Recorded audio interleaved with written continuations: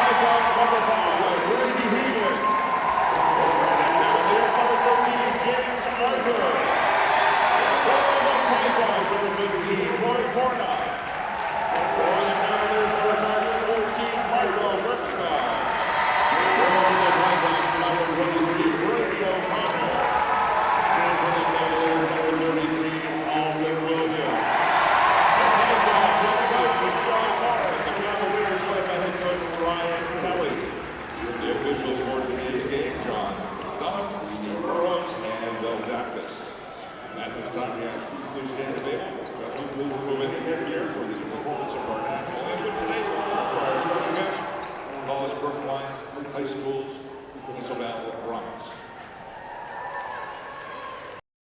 Our broadcast today, as it always is brought to you by Beals Insurance Agency, with locations now in both Bedford and Londonderry. Whether you need home, auto, or business insurance, Beals Insurance will get you both the price and quality coverage that's right for you. Just call 603-471-9999 or visit BealsInsurance.com to request a free quote and start saving money today. Again, that's BealsInsurance.com. How can you reach your team's fundraising goals at no risk and no cost? MG Sports offers a variety of products to make your team's fundraiser a success. Their products include tickets and discount cards to hundreds of local businesses. MG Sports now has a digital platform where athletes can raise funds in the comfort and safety of their own home. So become another athletic program like Bedford, Goffstown, or Memorial that sets fundraising records every season. MG Sports, fundraising made easy. Visit mgsportsfundraising.com to start raising money for your team today.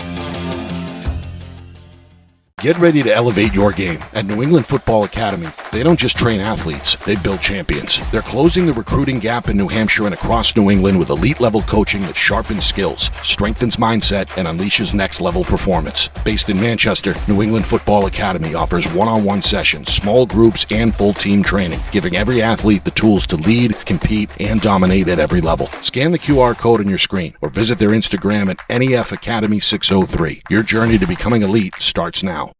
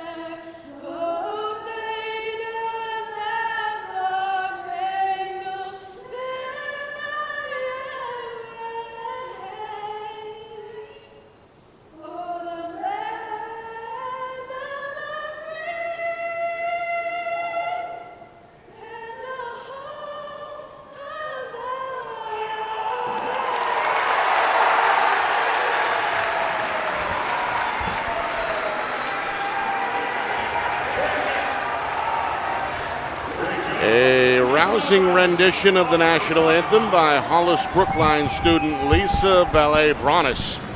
Love it. A crowd better than 4,000 to their feet here in Durham. Nick Anastas, Justin Gorham getting set for the 2026 NHIAA Boys Basketball Division II State Championship between undefeated and top seed Hollis-Brookline and perennial contender Pelham. The Pythons under longtime head coach Joe Moran, back-to-back champs in 23 and 24. They make their third trip to the final round in the last 4 seasons. Had to beat a stubborn Manchester West team in the semifinal, 54-49 to advance. Meanwhile, under Ryan Kelly, Hollis-Brookline has blossomed 18-0 during the regular season. No problem with Cole Brown in the quarterfinals, and then had to grind it out over Hanover in the semis. Cavaliers, the higher seed, and the home whites, they win the tip and they control here in the early seconds. First possession for the Cavaliers. Shot up and off the rim 3 times before it drops. For Cavalier guard Dylan Kelly, he's the junior. He's also the coach's son. I was going to guess that. Same last name, same last channel. Let's go. Coach's son gets to do more, but sometimes you get hit in the head with a ball in practice every once in a while, so you got to be careful.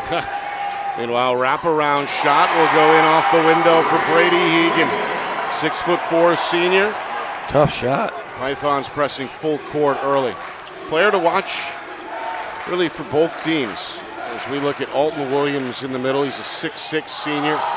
Good footwork. Meanwhile, Kelly follows up the miss. Back out to the guard.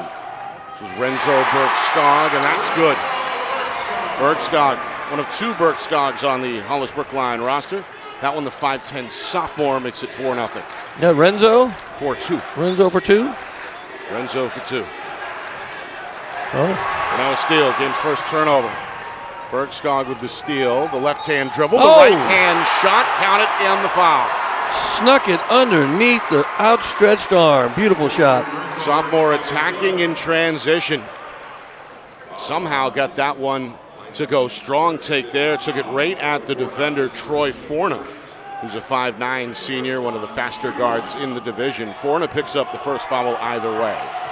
That was a tough shot. Really tough shot. Good start for the sophomore Renzo Bergskog. He's got Hollis-Brookline in front, 7-2. Both teams coming a little man-to-man press, full court for Hollis-Brookline, and Pelham also with a little pressure last time down. Pelham going to take their time. Coach Cronin watching with his arms crossed near midcourt. Instead, his team turns it over for the second straight time. There's James Arthur, the junior, escorts it over midcourt. Now Bergskog looking to attack again. He's cut off on the baseline this time. Arthur picks up his dribble, finds Kelly, 3-pointer. Too strong and off the top of the backboard. 2 minutes in, first quarter. Hollis-Brookline, the top seed, off to a good start here, leading 7-2. Yeah, absolutely. I've got some secret inside information. Number 13, Arthur, too. Good lefty shooter from the outside. Keep an eye on him. Arthur, one of the better scorers in the division. Just over 17 per game. Meanwhile, this one rejected. Great There's block. Williams able to erase that with the right hand. And we've talked about that ability near the basket. Williams this time does it from behind. After Pelham got the step. Meanwhile, this one knocked away. Stay here. 3 officials on hand as we expected in this championship bout. John Durham, Bill Bathis, Steve Burrows. Of course, John's brother Mike will be center stage later today in the Division I state championship. He's the head coach of Pinkerton. That's right. He'll enjoy watching that game without having to worry about officiating, so that'll be fun for him. Jump shot. Long 2 won't go. Box out is there for the Cavaliers, but it stays with Forna. Pelham's going to get a second trip here. Pythons looking for just their second field goal. Lefty shooter up top. Brady O'Connor misfires, and a skying rebound there for Williams. Big rebound for Williams. Nearly 3 minutes gone. Cavaliers threatening to extend the lead here. Meanwhile, Bergskog lost his footing. That one recovered from the floor by Pelham's Luke Estelle. Good hustle by the 6'2 senior. Little too much dribbling on that last one. Got to make sure you move the ball. They're better when they move the ball, as is everyone. To the hole, lefty finish. Gliding in is Brady O'Connor. As Pelham continues to attack the rim here on offense. Yeah, it's a good move, left-handed move. That's what they've been doing. They haven't taken, one long jumper. Speaking of a long jumper, that's a 3 off target. O'Connor sends it up the floor. Estelle closed on quickly, powers it up anyway, and then the board is cleaned up by the Cavaliers' Arthur. Shooter in the corner, it's Bergskog. Three-pointer is too strong. And now Pelham looks to slow it down after the Hegan rebound. O'Connor nice hits the gas move. instead. Get the left-hand finish from the right side. Second field goal for the 6'4 senior. Got him with that little hesitation move. Held him up. Defender paused. He went right by him. Pelham's back within 1. Williams into a crowd. Extra pass frees up Bergskog, who comes down the lane, and a nice athletic finish. Renzo Bergskog is all about scoring today. Both Renzo and Marco on the floor. Renzo's got 7 of Hollis-Brookline's 9 points. Cavs out in front 9-6, 3.5 to go, just past the midway point of this opening quarter. Our first look at a 2-3 zone by Hollis-Brookline. Estelle in the high post. He's got his first basket. 16-footer for the senior is true, and it's a 1-point game. Got to stop that high post. We always talk about that against the zone. High post is open. You can tear that zone defense apart. Pick and roll. Kelly goes right to the tin, but they're going to wave this off. Foul on the floor first. A grab away from the ball against Pelham. Second team foul. Second foul on Troy Forna. So the senior guard is going to, he's going to head to the bench. Subs both ways. Coach Kelly takes his point guard Bergskog and his son Dylan off the floor. Those guys a quick break. And replacing Forna for Pelham is Nick Guafrida, 6'1 senior. There's a nice shot for Williams. It's a 3 as he flashes the 3 fingers and extends the Hollis-Brookline lead. Good follow through. Good looking shot. Back in that zone. Big zone. Hands up. Alton's big inside. Again, got to guard the high post though. Cavaliers in a zone, it looks like, as well. Find the gaps. High-low, catch, short, follow, no. Trying to keep it alive now on the weak side is Williams, who goes to the floor and secures for the Cavs. Up the floor, here's Will McCoy, who just came on. He's in attack mode. That one short, punch back out, second try coming. McCoy is called for a travel. Got to watch those feet. Back and forth action here in the first quarter. We get a look at the travel. McCoy shuffled a little bit. You also saw the green in the Pelham crowd. Apparently threw me off a little bit. A little early celebration for St. Patrick's Day. Both schools, by the way, share the same team colors, blue and white. So perhaps the Python fans hoping to differentiate themselves as well. We've got ourselves a moving screen here between the circles. 5-second call. Oh. The rare 5-second call. I thought moving screen too, and I saw him hold up the 5. I went, oh, okay. Threw me off a little bit. A turnover each way here in the early going. 6 minutes in, 2 minutes to go, first quarter. Cavaliers have played with the lead. They're out in front 12-8. Now another whistle away from the basketball.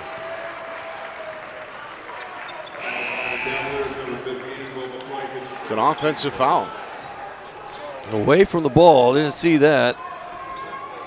It's against Will McCoy. Picks up his first and the team's first. So Pelham basketball here. They trail 12-8. Of course, these two teams did meet during the regular season. That was way back in December. Second game on the schedule for each club. And that was a victory for Hollis-Brookline in Pelham, 69-60. But this has as we say this time of year, December is ancient history. You don't know what's going to happen now, right? But I think this was Hollis-Brookline's closest game. Meanwhile, Hegan is fouled on the baseline. The Sauhegan and Pelham were the two closest games that Hollis-Brookline played this year. Meanwhile, the foul is on Williams. And they're saying it was on the floor. Quick shot up and in from the corner. Brady O'Connor has come out firing. He's got 7 for Pelham. He's looking to score, too, quick. That was a nice catch and shoot on the out-of-bounds play. Pythons back within 1. Meanwhile, drive and dump broken up. O'Connor bounce pass. Hegan jump stop finds the trailer who's got the teardrop. Nice pass. Grafrita's first bucket off the bench. Pelham with the lead. No contact here, or no foul rather. Now Abuzi, who just checked in, grabs the rebound for Pelham. Hegan with a drive. No, now Abuzi is fouled. Now Abuzi's going to shoot a couple free throws. They're really getting after it. You know, getting to the basket, getting good shots. On the other end, though, Hollis-Brookline right now, kind of maybe too many dribbles, trying to get there 1-on-4, 1-on-3 instead of moving the ball around a little bit. Got a few turnovers to start.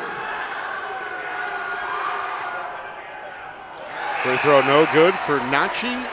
Now Abuzi, a 6'3 senior. Part of this deep rotation for head coach Joe Moore, and depth really has been a strength not just this year, but over the years for the program. Yeah, they're a really physical team, gritty, play hard, well together. Now Abuzi, the right-hander, goes 1 for 2.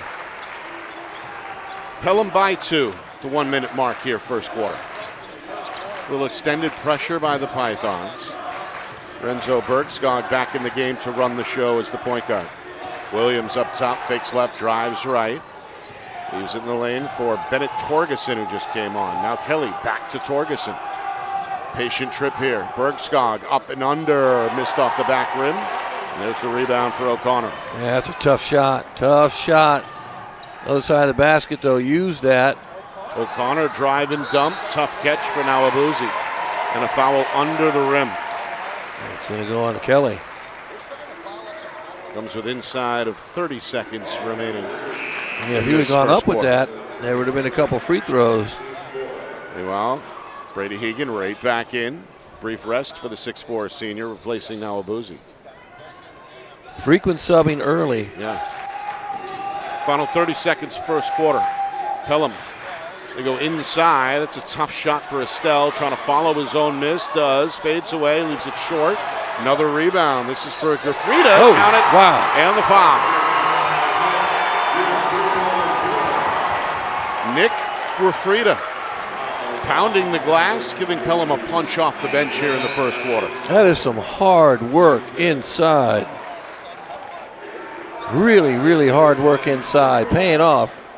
Meanwhile, Williams picks up number 2. That's a couple players already with 2 fouls early in the game.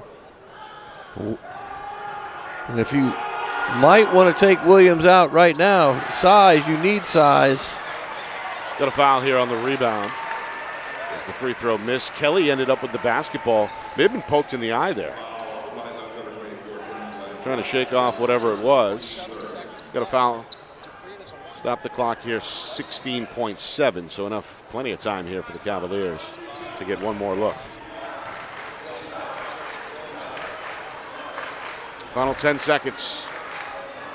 Bergskog puts it on the deck. Pull up jump shot. No good. Floated, kept near side. One more try for Kelly, and that'll do it. A good start for Pelham. Coach Morin has got the Pythons out in front 16-12 after 1 quarter of play. Right back to Durham in a moment. You are watching the 2026 NHIAA Boys Basketball Division II State Championship. Right here on Friday Night Lights, New Hampshire, broadcasting in conjunction with the NFHS Network.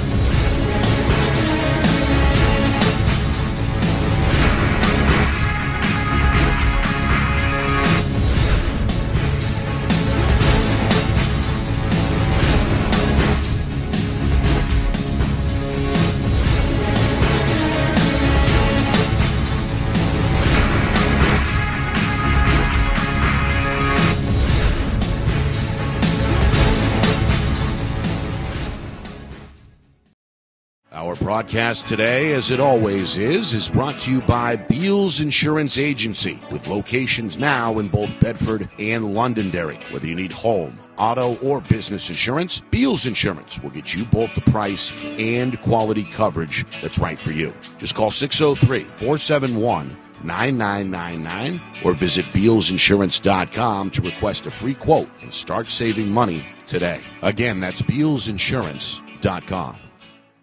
How can you reach your team's fundraising goals at no risk and no cost? MG Sports offers a variety of products to make your team's fundraiser a success. Their products include tickets and discount cards to hundreds of local businesses. MG Sports now has a digital platform where athletes can raise funds in the comfort and safety of their own home. So become another athletic program like Bedford, Goffstown, or Memorial that sets fundraising records every season. MG Sports, fundraising made easy. Visit mgsportsfundraising.com to start raising money for your team today.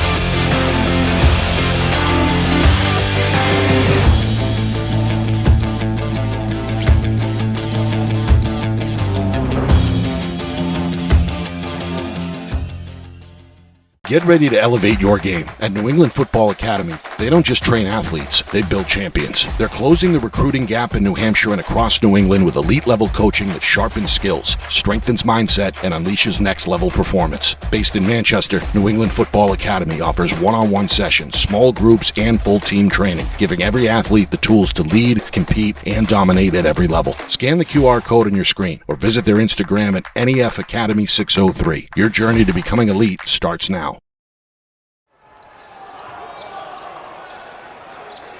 Well, the Pelham Pythons have the lead here to start the second period. They also have the basketball as they look to extend their 16-12 advantage in the opening possession of this second quarter.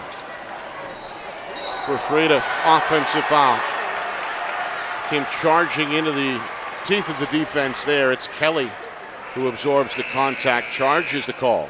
A little too overzealous on that drive. Good defensive pressure out front by Arthur. I think he got a little frustrated and decided, I'm just going to take him to the basket, and there's just somebody waiting there for him. Second quarter here of the 2026 NHIAA Boys Basketball Division II State Championship game between Pelham and Hollis-Brookline. This one is short from the corner. Good rebound there for Lou Castell. Pelham's get the stop. Now the Pythons look to convert. Skip it over to O'Connor. He was hot in the first quarter with a game-high 7 points. His drive is cut off here, and it's a turnover. Pelham with their fifth turnover early, 5-3. So you don't want to have too many, but 5 is not that bad for going into the second quarter. Not great, but not that bad. Cavaliers, meanwhile, trying to find some consistency here on offense. Yeah, instead, it's a travel on the catch. After Kelly took an extra step there. You know, I don't know if you agree, but it seems to me everybody's a little bit too hyped up. You know, a little bit too aggressive maybe, that they're making mistakes and kind of, turning the ball over, traveling, kind of just a little bit. Settle down, second quarter. Run your offense. Defensive pressure's been good on both ends. And that can kind of throw you off, but again, a bit too urgent, I think, to score. Big crowd here in Durham. As we expected, better than 4,000 on hand. And as we know, Lundholm can be an intimidating place to play. Oh, yeah. Big court, too. And we talked about Fornaw coming back in. He's got 2 fouls. Got to be careful. The senior is on the floor for Pelham. The way these teams are playing, too. A lot of fouls being committed. Fornaw will pull it out with a dribble. And Pelham going to hit the reset button here. Pelham 14-4 during the regular season. There's a nice spin move and nearly a finish at the iron for Gavin Hasty, the junior. Oh, great move. Just didn't finish. A little more spin, the ball would have gone in. 2 minutes in, second quarter. Still 16-12. And a travel is called on the baseline. A lot of travels early, Nick. And that's usually, again, over-excitement. Too much excitement. Handful of turnovers for both teams here. Bring it down, relax a little bit, settle in. We haven't really settled in yet, and we are at 5:53 to go in the second quarter. Coach Ryan Kelly hoping his defense can make a play here. O'Connor still aggressive, left hand, no. Now Williams the other way, looking to power out the senior up ahead of the point guard. Bergskog, no. Williams keeps it alive, goes back up, short, but a foul is called. Good rebound by Williams. Tough shot. Really tough shot taken by Bergskog. Renzo Bergskog. Left his feet on the left side of the rim, released it on the right. You see Williams trailing the play, grabs his third rebound of this first half, ends up at the free throw line. Foul against Pelham's Brady Hegan, his first, and the team's second. Free throw is perfect for Williams. One of the better athletes at Hollis-Brookline, former soccer star. Converted over to basketball relatively late from what I understand, but has made an immediate impact for the program, spearheading that frontline attack. Yeah, he jumps well. Looks like, and he's willing to share the ball, too. He's got a couple where he probably could have shot, kicked it out to his teammates. This one around the rim and out. Rebound goes to Arthur, and the ball will stay at this end. The junior able to pull it away in a crowd there. Still in that man. We've seen Hollis-Brookline play a little zone. This is Marco Bergskog, near side. First touch for Ben LeClaire, and he's rejected in the paint. LeClaire follows his own miss, finds a shooter, and Bergskog's got the touch. First basket for the sophomore Marco Bergskog. Where there's a Bergskog, there's a way. Yep. All of a sudden, Hollis-Brookline is back within one. 3 minutes in. Second quarter, the shot blocked. Yes, three-point attempt rejected. Up the floor it goes to Arthur, who attacks and scores, and Hollis-Brookline has the lead. Way too easy on that one. Way too easy. Timeout, Pelham. Good timeout call. Good timeout call. Bit of a run put together here by the Cavaliers. 5 unanswered points. Meanwhile, Pelham has not scored yet in this second quarter. And we've seen that in the playoffs and in the championship game, some low-scoring quarters. Again, just a little bit too overzealous, I think, with the basketball and offense right now. Need to kind of calm down, run your offense, take your time, move the ball around, and don't try and force it so much. A lot of forcing the issue right now for both teams. See the play on both ends of the floor there from James Arthur, the junior. Blocks the shot, takes off down the sideline, gets the ball back, and scores in transition. Yeah, it's a really good block. He went the distance on that. The lefty using his right effectively. All right, so Pelham trying to shake out of a multi-minute funk here. Trying to crack the ice in this second quarter after surrendering the lead. Looking to go back out in front here. And now facing a new look zone. The zone's been good. So far, zone's been good. The 2-3 zone, the guards come way out. You just got to move the ball, look for that short corner. There's a three. No. Rebound. And a tie-up here is Graffiti. Oh, another travel. Left his feet and landed. Good effort by the 6'1 senior, but another Pelham turnover. Yeah, really good rebound. Just let the feet get a little carried away. Williams going to help out on the press break. Coach Kelly looking for a shot there from Bergskog, left it short. Good track down by LeClaire, who has his second rebound. Arthur into traffic, finds Kelly on the cut. Dylan Kelly's second field goal. He scored the first basket of the game as well. Hollis-Brookline's run continues. It's now 7 unanswered. Yeah, Pelham's got to find their groove. Got to get a good look at a shot that isn't contested. Just past the midway point, second quarter. Attack the gaps, right? You see the gaps, got to attack the gaps. Three-pointer for Quinn Blanchette is no good from straight away. Williams has another rebound. Yeah, I got him with 5 already early. It's been the high man on the glass. Meanwhile, the Cavaliers threatening to stretch the run. Arthur across the baseline. LeClaire ready to fire. Can't find the touch. Rebound goes to Estelle. In attack mode is Hegan. He's cut off. Estelle, extra pass. It ends up with O'Connor. He's got a free look from the corner that won't go. And that was good ball movement. LeClaire the rebound. Here comes Kelly. Up the floor, ready to shoot is Arthur. Three-pointer won't go from the corner. Offensive rebound, Kelly. Arthur another heave. That won't go. And now it's up for grabs with Williams on the floor, and a jump ball is called as Blanchette ties him up. To stay with the Hollis-Brookline Cavaliers. Another rebound for Williams. Second chance shots. Attack the glass. Inside of 3 minutes to play until halftime. Coming up at halftime, full recap, stats, highlights, analysis.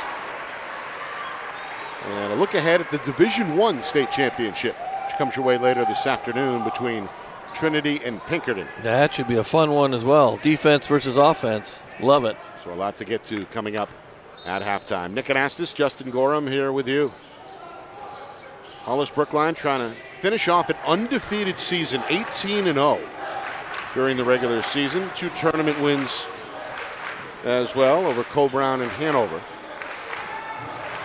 Williams to the tin is fouled. Good take to the basket. Got hit again. Foul on O'Connor. As we get a look at the contact there near the iron. Body foul. The ball got hit from behind by Nawabuze. It's the second trip to the free throw line for the 6'6 senior Alton Williams. Got to make free throws. Now Playoffs. Now 1 of 3. Trying to make it a 2-possession game here. You hear the coordinated clap. And it may have worked there as the fans perhaps forced the miss. Williams goes empty. Pelham can tie with a 3 here. Still haven't scored in the second quarter. Trying to figure out this zone, and this one tipped and stolen. They have not figured it out yet. Williams, a spin move into the paint. Goes up, right hand, no. Tip, no. Still loose. Kelly joins the fray. Goes up, leaves it short. Williams again goes over the top for 2. Yeah, Williams got 3 rebounds in that stretch and a basket. Working hard in this first half. 6 points, 9 boards. Man, and that's that, again, offensive glass. If you can attack the offensive glass to get an extra shot or 2, you're going to find yourself in a good position. You know, in this case, right now, like you said, Pelham hasn't even scored in this quarter yet. Final 95 seconds before halftime. Oh. This one ends up in the Hollis-Brookline bench. Turnover number 8 for Pelham. Coach Kelly loving the way his zone has looked here in this first. The zone has been really good. Got to get a little more movement on the baseline, on the zone. Move some players around if you have to, or you dribble at the gap and you kick it out. High post, look there, and then look for guys inside, especially at that short corner. Alford left hand. Man. James Arthur, second field goal. And he's starting to get his offensive game going here. Meanwhile, the run is now 11 unanswered. And that is not something you want going into that locker room at halftime. You've got to score a basket or 2 now before the quarter's over, just so you feel good about some part of your half. Final minute, second quarter. See, a lot of standing around right now, too. Not a lot of movement. On the wing, ready to shoot is Hegan, and he's got the touch. They needed that. The senior ends a multi-minute drought for Pelham with a much-needed three-pointer. And it's a 4-point game here. Traveling is called. It's got the Pelham bench excited. What is going on with the traveling, Nick? That's about our, 4th travel call this This half? I think he may be onto the nerves factor. Usually in a championship game, you see that, especially early. Hegan pulls the trigger. Williams, his 10th rebound. Got 10 rebounds in the first half. Tough one here from Marco. Won't go for Bergskog, but he follows the miss. 3 around the rim and out. Ball still loose. Kelly is there again. Williams will tee up a 3. Down to 5 seconds. Ball loose on the wing. Renzo Bergskog with a prayer is short, and that will do it for half number 1 here in Durham. A hard-fought defensive battle.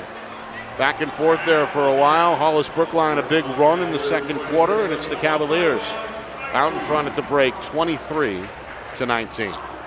And that was just, they had 3 points in that quarter. That's why they're behind. They were ahead, 16-12. You only score 3 points. Can't feel good. On 1-3, didn't get any 2-footers, didn't get any free throws. The zone is really causing them fits. I don't know how many zones they've seen during the year. We've seen more zones this year, I think, than we've seen in a long time. Right. But if you play zone well and you have length, you can really change shots and kind of create havoc on defense and just make it hard for guys to score.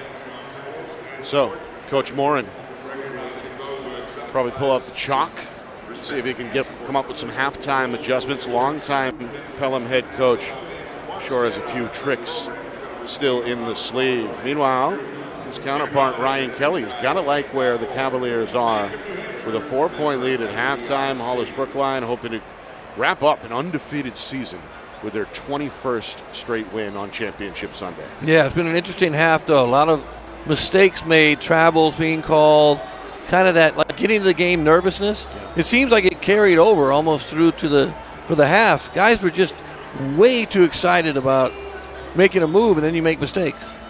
So you got to calm down and let the game come to you. You can't make it or force the issue. Because when you force the issue, you turn the ball over and make mistakes. All right, coming up in just a few moments, full recap from that first half, stats, highlights, analysis, plus a preview of the Division I state championship game between Trinity and Pinkerton. Don't go away. More in a moment. 4-point game at the break. Hollis-Brookline 23, Pelham 19. You are watching the 2026 NHIAA Boys Basketball Division II state championship game. Right here on Friday Night Lights, New Hampshire, presented by Beals Insurance and broadcasted in conjunction with the NFHS Network.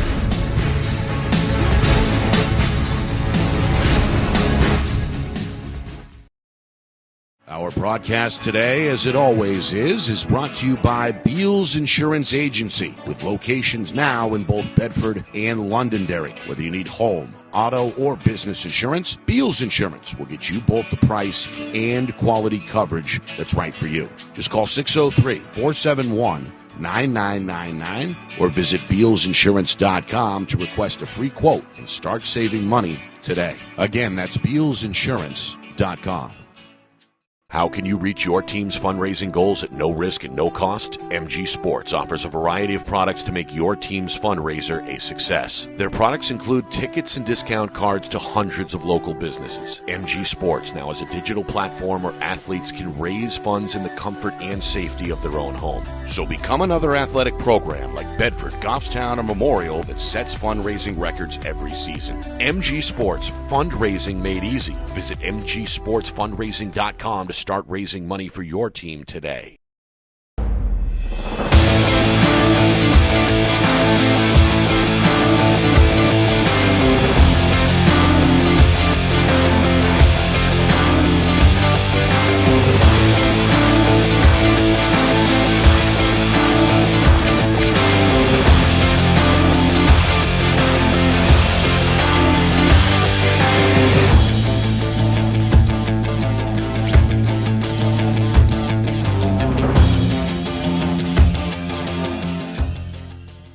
Get ready to elevate your game. At New England Football Academy, they don't just train athletes, they build champions. They're closing the recruiting gap in New Hampshire and across New England with elite-level coaching that sharpens skills, strengthens mindset, and unleashes next-level performance. Based in Manchester, New England Football Academy offers one-on-one sessions, small groups, and full-team training, giving every athlete the tools to lead, compete, and dominate at every level. Scan the QR code on your screen or visit their Instagram at NEF Academy 603. Your journey to becoming elite starts now.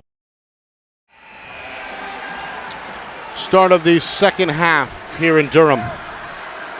Hollis-Brookline nursing a 4-point lead as the Cavaliers return to the floor. A long halftime speech, perhaps, from head coach Ryan Kelly. Cavaliers went on an 11-0 run in that second quarter to take the lead and hold the 4-point edge here in a low-scoring Division II championship, 23-19. Nick Anastas, Justin Gorham with you.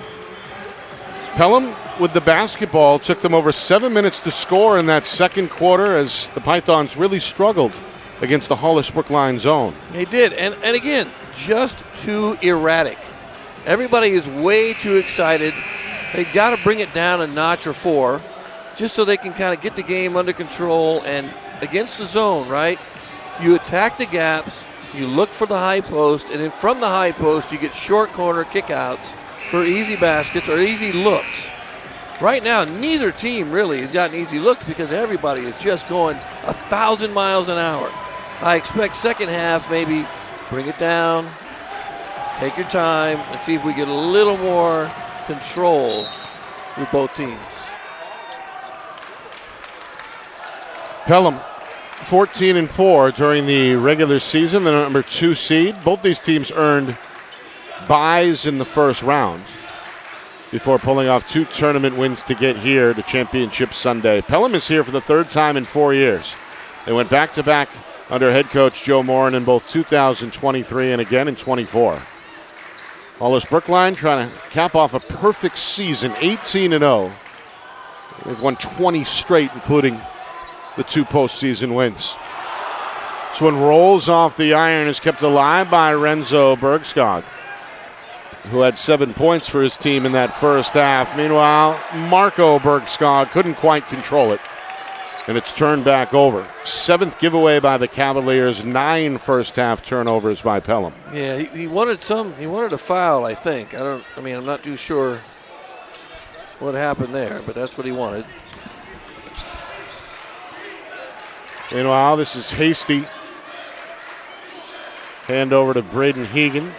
5 points, 3 rebounds in that first half. Hegan step back 3 up and in. He's got to look for his shot more. He's got a good-looking shot. He's really got to get and look for it, get open. Meanwhile, Kelly is blocked by Estelle. Hasty the other way. The junior thought about it.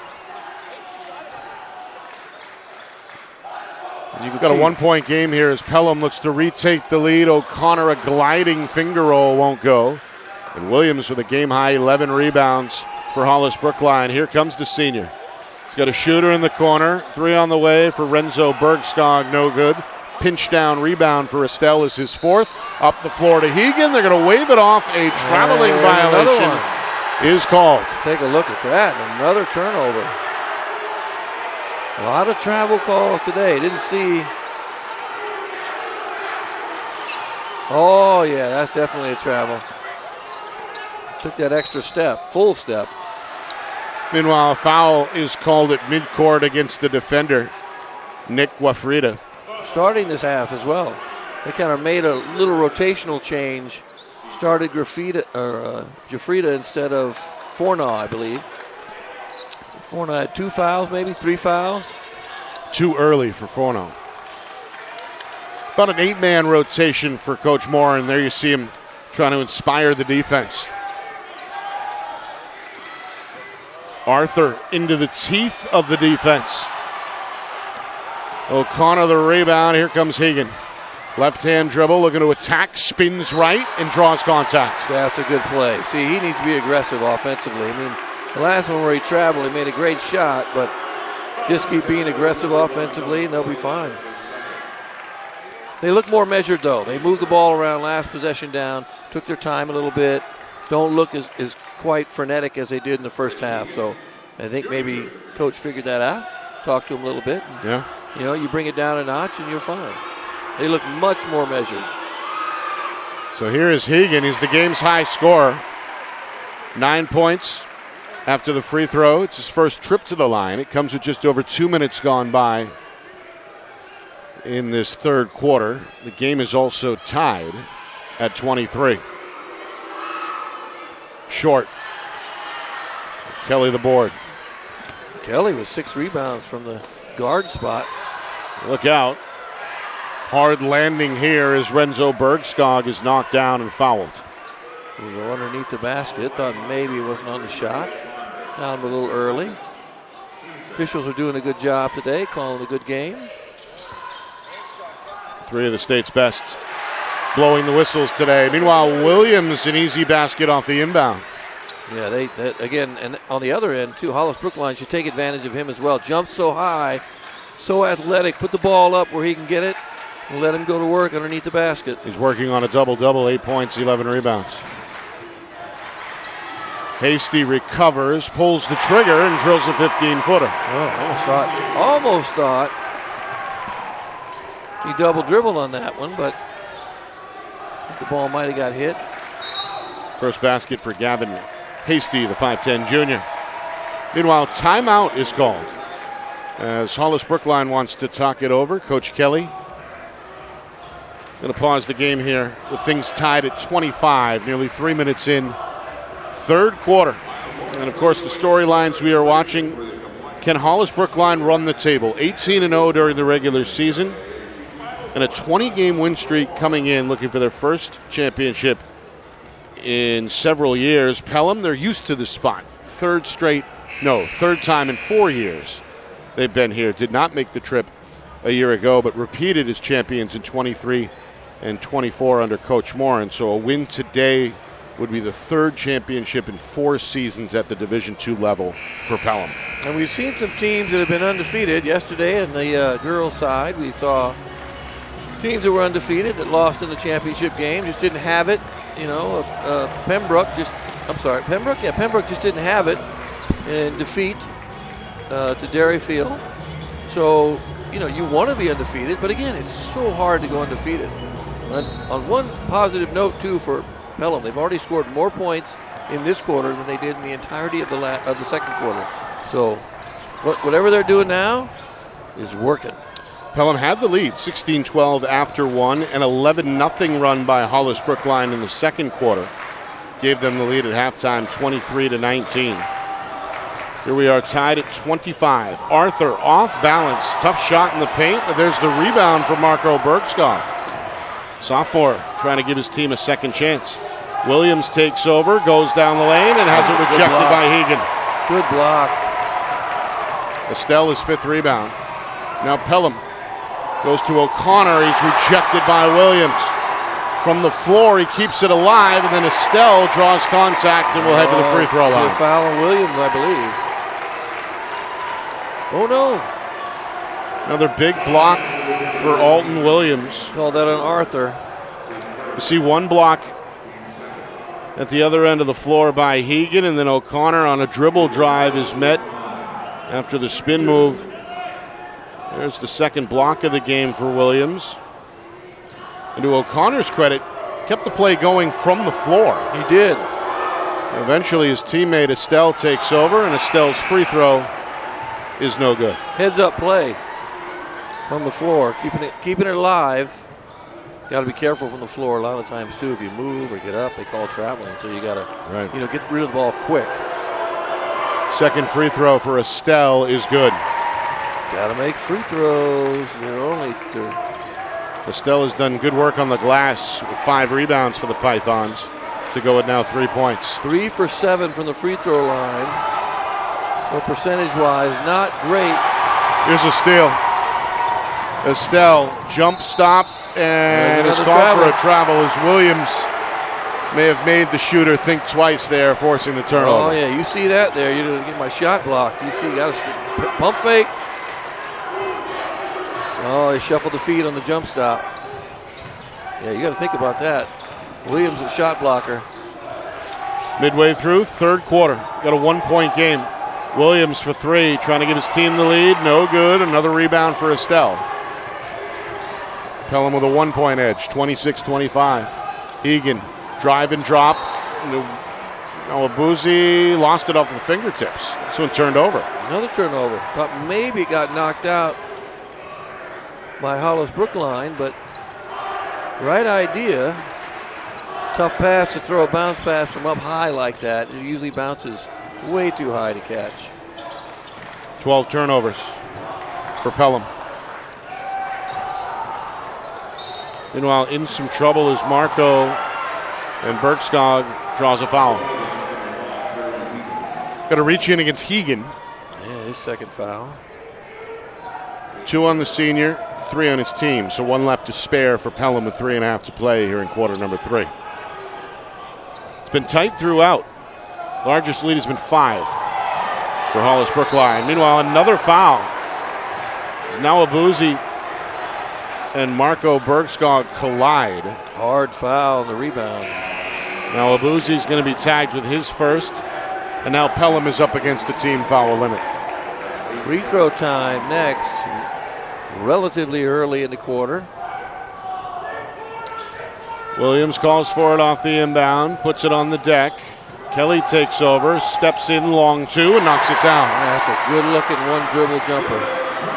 First basket of the second half for the coach's son, Dylan Kelly. He's got 6 points to go with 6 rebounds. Yeah, I think he, too, needs to look for a shot a little bit more as they stay in that 2-3 zone that made it really difficult in that second quarter for Pelham to score. Skip pass. Hegan ready to fire.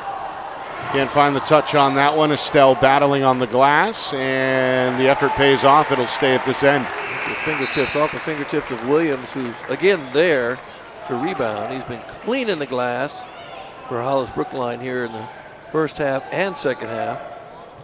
Guifrida checks out of the Pelham lineup as Hegan takes the bounce pass. The J won't go. Kelly, good rebound and outlet. Arthur, the 2-on-1, the left-hand finish. No, it's denied at the rim. Ball bounces around, and Pelham has it as Hegan comes out of the fray. Up the floor, Hasty ready to fire. Three-pointer. Hasty looking for a shot in the second half. 5 in the quarter for the junior. Pelham by 2, and now a turnover.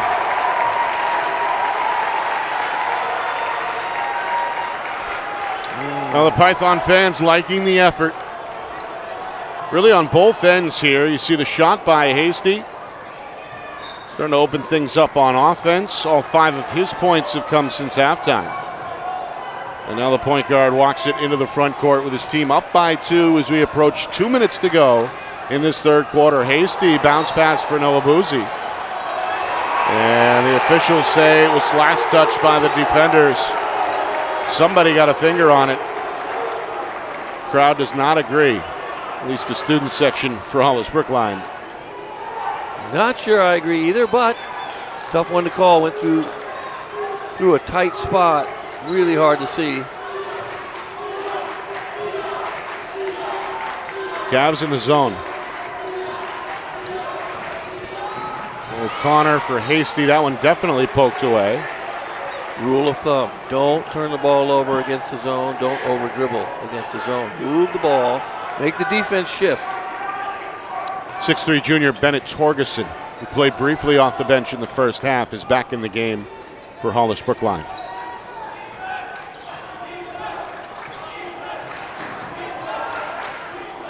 Final 2 minutes, third quarter. Hasty for 3 again. Now went halfway down and out. Estelle's on the window again. Goes inside to Hagan, and he's fouled on the way up. Good call. Good call, that one. He went up, got hit hard.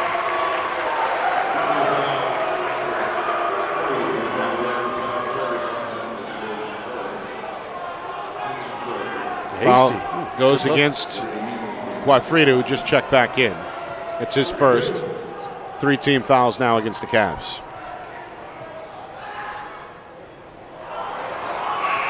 Hagan misses. He's got 9 for Pelham. He's been steady for Coach Morin. Estelle is leading rebounder, is going to head to the sideline here. One more for the right-hander, Brady Hegan, 6'4" senior. Can't get it. Rolls off the rim. Tracked down by Williams for Hollis-Brookline. He's 1 for 4, too, and that's surprising, too. He's a good shooter. Watch his shot. Form is good. Follow-through is good. Free throws just aren't going today. Sometimes they don't. Here's Arthur. Bodied up by Hasty. Good defense. Arthur spins. Finds a cutter. Tough catch. A block. No, a foul. As Torgerson was met at the rim by the defender Hasty, who's called for the whistle. See the reaction from the 5'10" junior. Well, you know, we talk about this. Nobody ever thinks they foul. No, it's actually not on Hasty. That's why. It's on Frida. See there, Frida was on the inside of the action there. So Torgerson, his first free throw attempt today. That went in and out, no good for the 6'3" junior. Yeah, both these teams have not shot free throws very well today. I don't know what they normally shoot, but today, not so good. Sometimes these games come down to free throws at the very end as well, so you got to make sure you find a rhythm from the free throw line, especially shooters. Torgerson goes 1 for 2. 1 point game again, Pelham out in front. We approach the final minute, third quarter. It's been tight throughout. O'Connor off the ball fake, tees up a three. It rattles in and out. Williams is surrounded and fouled. Called that one on Gafrida. Williams with another good rebound. The Hollis-Brookline fans showing their appreciation as they let out a collective roar after that foul was called. Williams, as you mentioned, has been a demon on the glass. 13 rebounds leading the category. And that is the 4th foul on Gafrida. Yeah, and yet he's still in the game. I don't know if coach is aware. He's got now Abuzi back over at the scorer's table set to check in. At least he did. He's going to call That's a bold the senior move. back to the bench. Have a quick word. Now send now Abuzi right back to midcourt. So likely Frida, after picking up number 4, headed to the Pelham sideline. Meanwhile, free throws for Hollis-Brookline as Williams gets a friendly roll. He's approaching a double-double now. 9 points to go with a game-high 13 rebounds. And indeed, now Abuzi does replace Frida, who has a quick word and gets a pat on the back from the head coach. Gonna have to wait it out maybe till about 4 or 5 minutes in the fourth quarter to get him back in. A good rebounder. Williams, no. Arthur, the offensive rebound. Final minute, third quarter, tied at 29, and now Hollis-Brookline is going to take the lead as Renzo Bergskog scores his first point since the first. Yeah, he's been quiet. He started fast early, trying to get to the basket. Look for his shot. The point guard's got 9 for the Cavs. Hollis-Brookline is going to come up with a steal. Marco Bergskog, left hand, no, in and out. Rebound to Hasty. Now Abuzi's surrounded in the backcourt. And neither fan base seemingly happy. Now Abuzi's going to draw a foul with inside of 20 seconds remaining. A lot of reaching, a lot of grabbing. Contest here for the last 19.2 seconds. Who to take in a free throw? Well, Pelham is over the limit, but Hollis-Brookline still with, or not quite there yet, 4 team fouls. Next one. Yep. At least in this quarter, right? Only had not much time. Maybe Pelham will take the last shot. Final 10 seconds. Hasty spins and scores. Friendly roll for Hasty. 7 in the quarter for the point guard. We're tied at 31 as we get a last-second heave. It's waved off as Renzo Bergskog couldn't get it off in time. 31-31 our score as we head to the fourth quarter. Anybody's guess here in Durham. Will Hollis-Brookline finish off an undefeated season, or does Pelham win the state title for the 3rd time in 4 years? We find out next. You are watching the 2026 NHIAA Boys Basketball Division II State Championship game here on Friday Night Lights, New Hampshire, broadcasted in conjunction with the NFHS Network.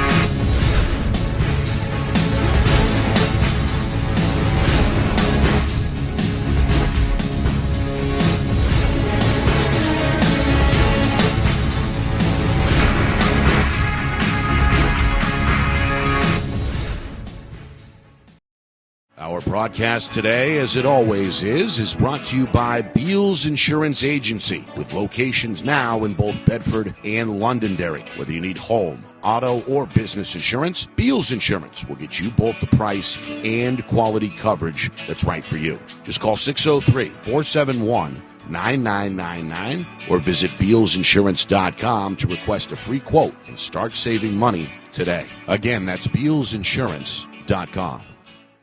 How can you reach your team's fundraising goals at no risk and no cost? MG Sports offers a variety of products to make your team's fundraiser a success. Their products include tickets and discount cards to hundreds of local businesses. MG Sports now has a digital platform where athletes can raise funds in the comfort and safety of their own home. So become another athletic program like Bedford, Goffstown, or Memorial that sets fundraising records every season. MG Sports, fundraising made easy. Visit mgsportsfundraising.com to start raising money for your team today.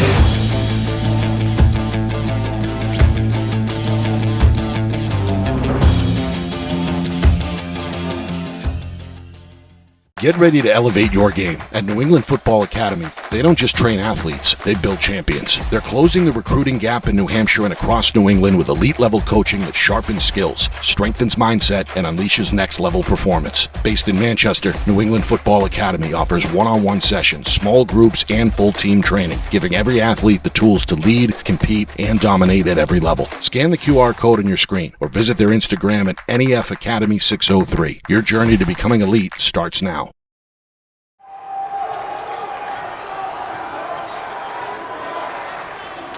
Well, buckle up. Fourth quarter here at the Lundholm Gymnasium in Durham. As we get a turnover just seconds into this fourth quarter. Dylan Kelly called for the violation. Turnover number 10. It's Justin Gorham with you. It's the 2026 NHIAA Boys Basketball Division II State Championship. Championship Sunday. The D1 final comes your way at 4 o'clock Eastern. This one off the foot of the dribbler. Brady Hegan gives it right back to Hollis-Brookline. This one has been tight throughout. Largest lead was 5 for Hollis-Brookline back in the second quarter. The top two teams in the tournament. Arthur recovers, glides, left-hand shot no, follows his own miss off the window. That leads to a 3 attempt that won't go, and Hegan clears the glass for Pelham. Up the floor, O'Connor ready to shoot. Line drive miss. Williams' 14th rebound. Brings it into the front court. Here comes the senior. He's on a mission. Up and under, no, but a foul. Yeah, he was taking that all the way from the rebound to the basket. Hey now. A determined effort by the 6'6 senior Alton Williams, who has been terrific this afternoon. 1 point shy of a double-double. 9 points, a game high, 14 rebounds. More importantly, hoping to give Hollis-Brookline the lead again, and he does. Yeah, he's played well.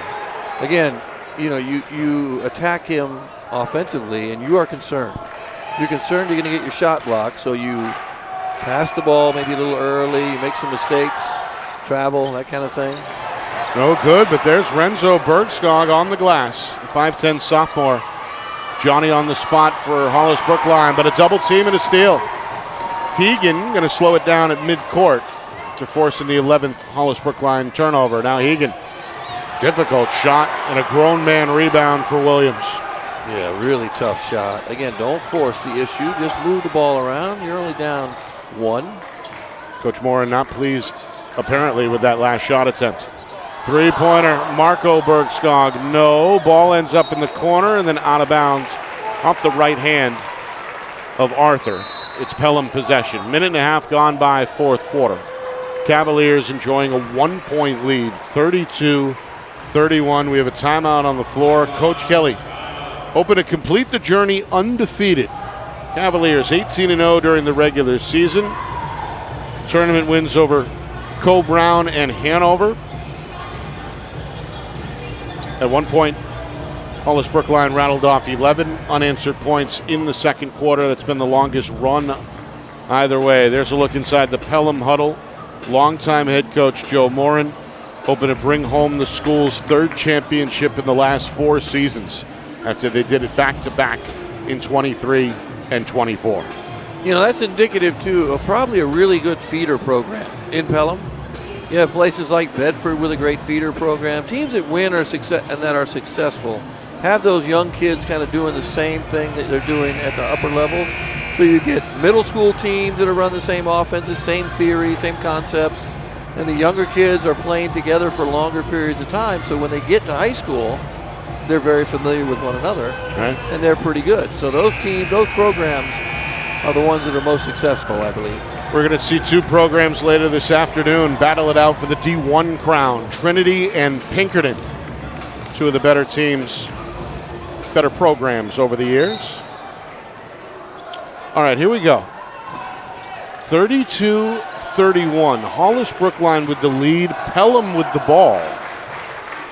Nearly 2 minutes into this fourth quarter.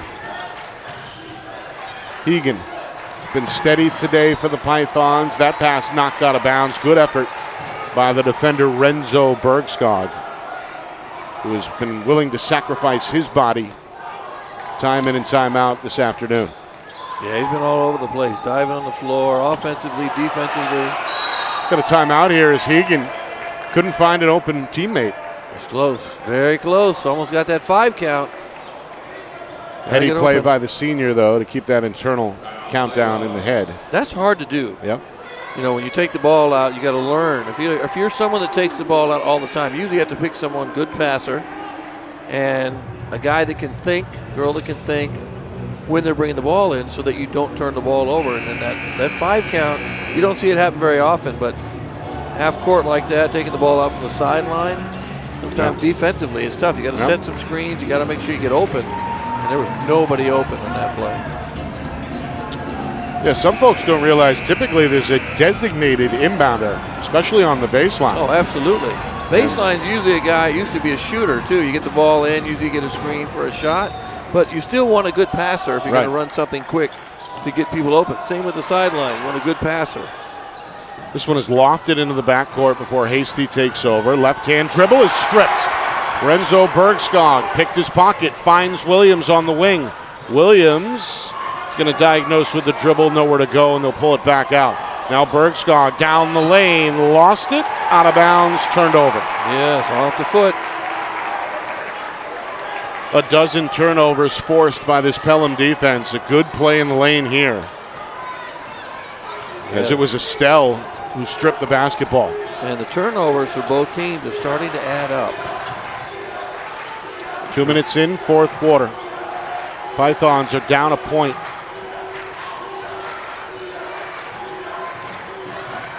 Into the paint. Score it for O'Connor. Good move. Brady O'Connor, who had not scored since the first quarter. And then a quick answer at the other end by Renzo Bergskog. Renzo again. He's in double figures with 11. Good to see O'Connor on the board again. Hadn't scored for a while, but looked good early.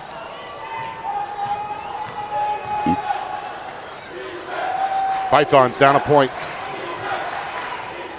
O'Connor closed out by Kelly, goes around him, drops it off, and dropping it in is Nawabuzi. Nice pass by O'Connor. You got to step up on him. You know he wants to score. So good pass to Nawabuzi. Timeout. Hollis-Brookline. Coach Kelly going to draw something up here with 3 minutes gone in this fourth quarter. Cavaliers now trail Pelham by a score of 35-34. Yeah, timeouts could become an issue. Hollis-Brookline has 3, and Pelham has 2. You want to save a few, for the very end if you need to call them, change offense, change defense in case the game is, this close. I mean, it's a 1-point game, and it's been this close for quite some time. We got better than 4,000 in the gym here. You see a sea of green. That's the Hollis-Brookline fans celebrating St. Patrick's Week, I suppose. There's a little early. Head coach Ryan Kelly, hoping his son Dylan, who's a junior, can get a championship ring. along with his teammates, of course. And then on the near side of the gym, it's all blue and white, as the Pelham students have been on their feet the entire game. Friends and family in attendance as well. Championship Sunday. We had the ladies here yesterday, the D2 and D1 finals. Congratulations to Derryfield and Londonderry.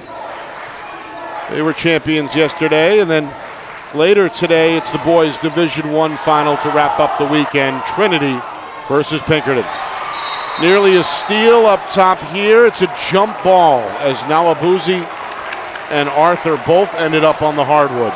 Good play by Nawabuzi, got his hands in quick. And that is a great call by the officials so that there's no, again, wrestling for the ball or anything like that. No fighting on the ground. Quick call, boom, 2 hands on. Oh. Kelly the steal in traffic, can't get it to drop. Williams trying to keep it alive, and now a jump ball is called. That's going to stay with Pelham, I believe. Oh, I'm sorry, Hollis-Brookline. So another rebound for Williams off of that. 16 for him. Meanwhile, Kelly gets free. Great positioning there. Goes off the window. Great fake as well. Pump fake, fly by. Put in 2 footers. Still a 1-point game. Yeah, the lead changes hands yet again. Well, Hasty is surrounded and lost the basketball. The takeaway by Marco Bergskog, and now a foul here in the backcourt. 17 forced turnovers. As this Hollis-Brookline defense has been swarming. Yeah, that's quite a few. So a 1-point lead for the Cavs. They've got the ball. They're going to clear it out as Arthur walks it into the front court. It's tough to win a game with that many turnovers a lot of times. I mean, sometimes both teams will have that many, and Hollis-Brookline is not that far behind, but nonetheless, you got to make sure you maintain control of the ball. Well, Williams lost it off his foot. They say that. They turned the ball over as well. Picked up by Estelle, up the floor to Nawabuzi. And that one flies out of his grasp, but his last touch by the defender. We're at the midway point, fourth quarter. Each possession starting to become a little more influential than the one before it. Oh, yeah. And the game being so close, 3:55 to go. We don't have much time. 17 turnovers to. Meanwhile, the inbound is stolen. Williams the other way, coast to coast for the layup. Good finger roll, and he got smushed. It was the inbounder Hegan who tried to throw it off the feet of Williams, but Williams was too quick. So the steal off the inbound leads to a layup, and now we have a foul back at this end of the floor yet again. He's gone coast to coast a couple times today after rebounds, that time a turnover. He goes the distance. Beautiful finger roll at the end. 12 points and 16 boards for Williams in his final high school game for Hollis-Brookline, trying to finish the season undefeated. O'Connor for 3. Keeping them close. Keeping them close. A dozen for the senior on the step back 3. Pelham's back within 1. 5 threes for Pelham in the game to only 1 for Hollis-Brookline. Contrast in styles, perhaps. Williams wants to go inside. Lost the handle. O'Connor the takeaway. Up the floor. Hegan. Bounce pass intercepted by Kelly, who can't walk the tightrope on the baseline. Stepped out of bounds. Great effort, though, to disrupt the play, as Kelly is giving his all here this afternoon. We are so close in turnovers with these over-dribble turnovers. Guys are playing such good defense, too. You're getting help. When you spin, there's always someone there, too. So you got to be smart, move the ball, and maybe you'll get it right back. Closing in on the 3-minute mark. Pelham down 1 with the ball. O'Connor against Kelly. O'Connor is cut off. Kelly claps his hands. It's skipped over to Hegan. He's got a one-on-one with Williams. Wants a ball screen. Comes left. Now Hasty with his eye on the rim. Puts it on the deck a few feet behind the three-point line. Gets a ball screen. Goes left. Step back long 2. In and out. No. Weak side rebound to Arthur. And then the ball flies out of bounds. It's punched away by Pelham. It'll be Cavalier basketball with Hollis-Brookline in front by 1. You almost feel like whoever has the ball last is going to win the game today. Could be. So close. 1-point game. They can't get more than about 3 points away, either team. So, I mean, and you got to make free throws at the end, too, because it's 2-1 foul situation. So, not there yet, but one team may have to get there and maybe start fouling if you're behind. If you're Pelham, you think about fouling with about a minute and a half to go. Meanwhile, the officials are checking with the scorer's table.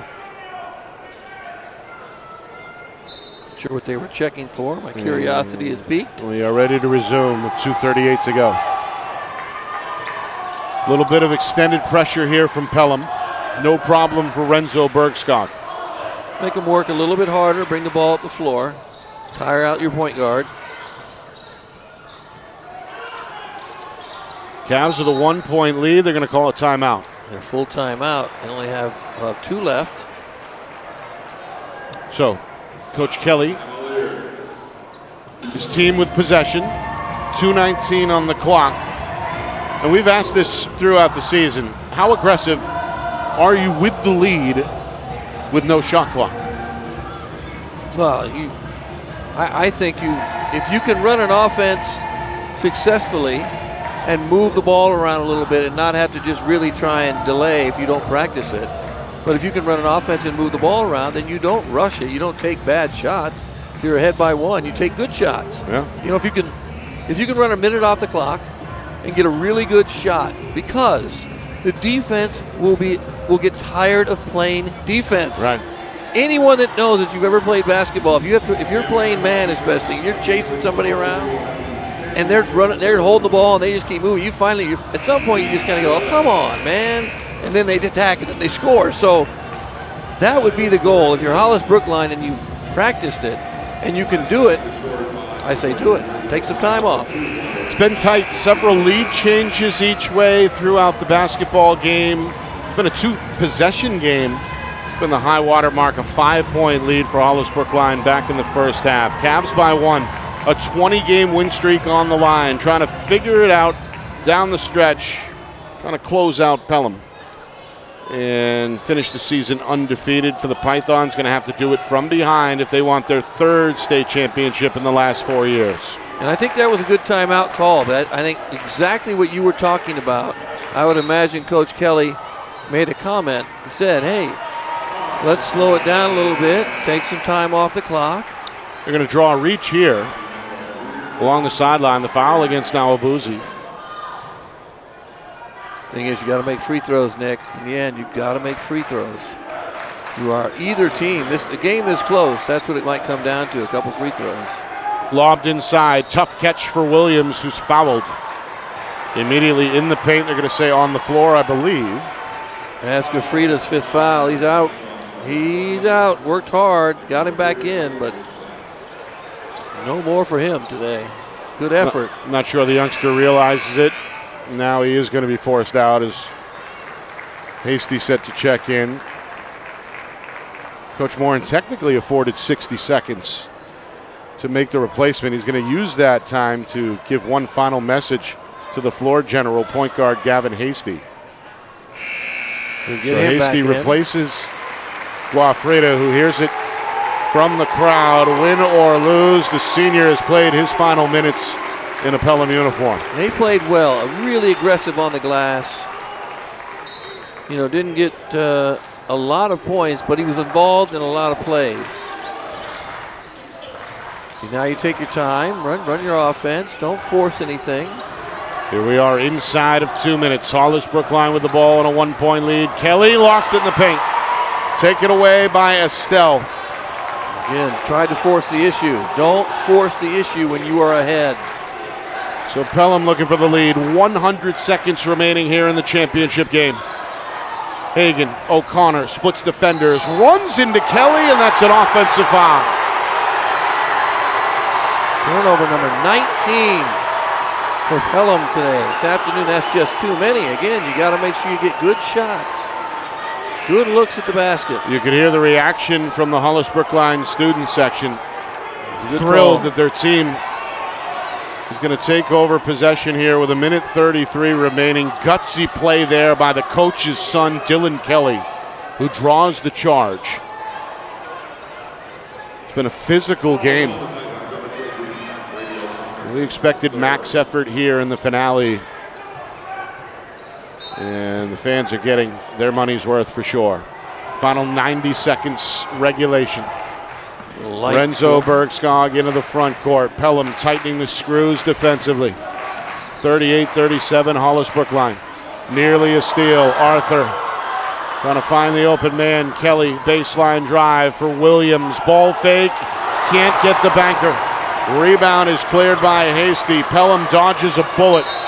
And now a timeout is called by Coach Morin. Man, at this rate, that 2-footer could have been almost a game winner the way they're not scoring any baskets. That's a big miss. But again, they're trying to force the issue a little too early, I think.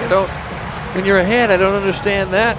But, that could be it's just kind of the way they play, I guess. Right? You get a 1-footer. So got to make that. I don't think you can complain about the approach there. Williams normally so sure-handed near the rim. He's played every minute today.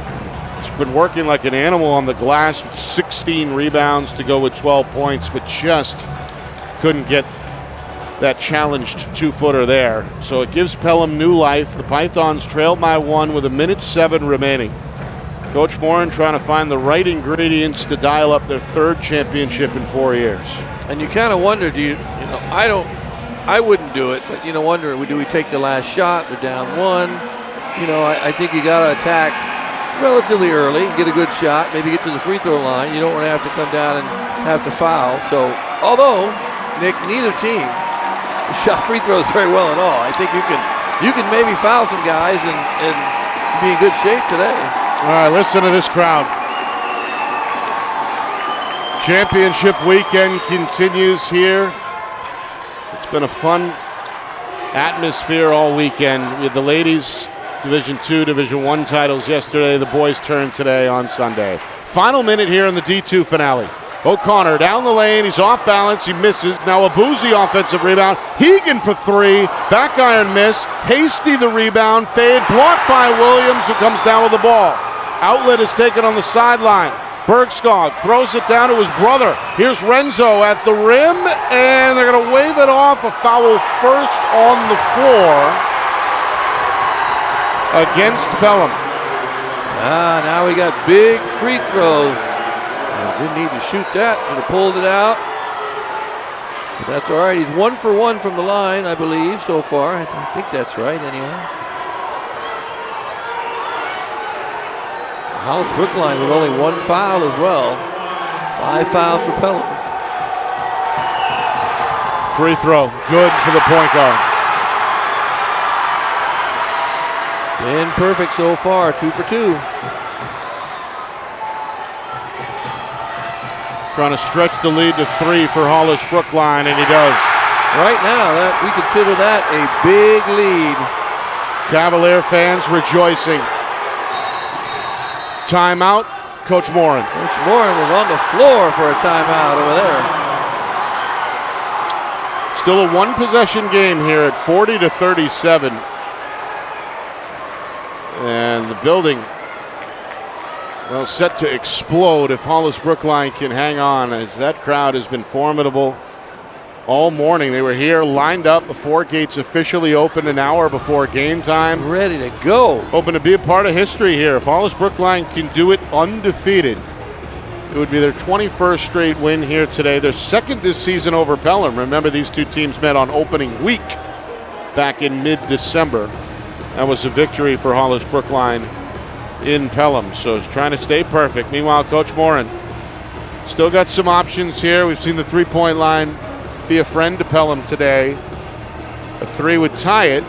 They don't necessarily need to take that approach, though, with 36 seconds. No, they can attack the basket, maybe get the traditional 3-point play, and 1. If you really get after it, they have guys that can get to the basket. Hegan can get to the basket and score. O'Connor can get to the basket and score with that left hand. Offhand is tough to defend. Reminder, after the game, trophy presentation. The runner-ups will get their medals as well, and we'll have exclusive interviews. Hoping to speak with at least the winning head coach, maybe a player or two as well after the game. 3-point margin. Final 30 seconds. Pelham 40-37 with the basketball.